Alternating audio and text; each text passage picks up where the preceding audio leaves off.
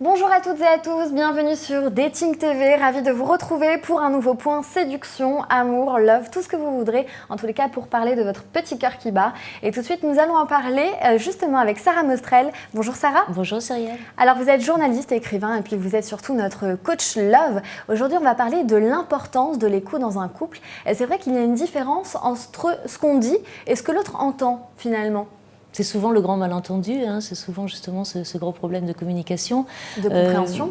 Tout à fait, parce que quand je parle avec mes codes, avec mon histoire passée, avec mes mots qui pour moi ont un sens particulier, et puis celui qui va recevoir ces mots n'y donne pas forcément les mêmes significations, puisque selon son histoire familiale, selon son mode de pensée, il va peut-être interpréter ça en tout cas de façon complètement différente. Donc il faut faire très attention à vérifier que l'autre a bien entendu ce que vous avez. Peut-être aussi à recevoir ce qu'on a envie de dire. C'est vrai qu'on a des humeurs. Est-ce que les humeurs jouent dans le fait d'être attentif à ce que quelqu'un peut nous dire, à ce que notre conjoint peut nous dire?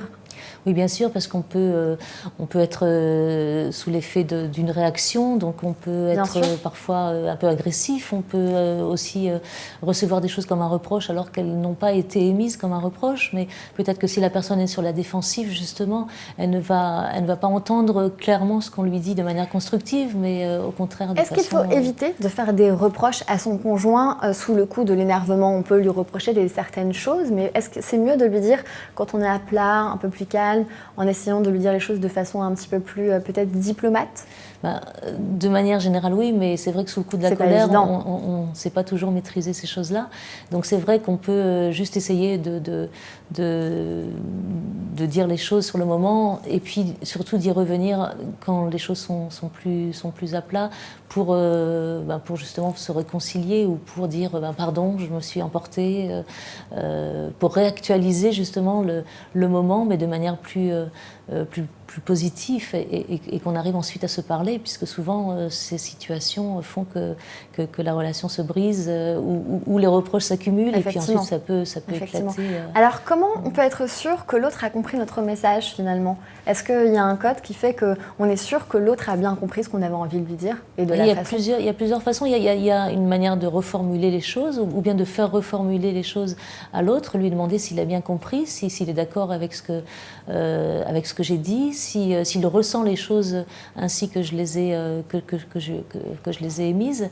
Donc c'est important souvent de réactualiser cette conversation, de savoir, surtout quand on dit des choses qui sont importantes, des choses qui viennent du cœur, ou parfois des choses justement sous l'effet de l'impulsion, d'essayer de s'intéresser à la manière dont l'autre aussi a reçu les choses, et pas seulement parler pour se soulager, mais essayer justement de communiquer, qu'il y ait un retour. Essayer de communiquer au maximum pour être le mieux compris, parce que finalement l'incompréhension amène à la rupture.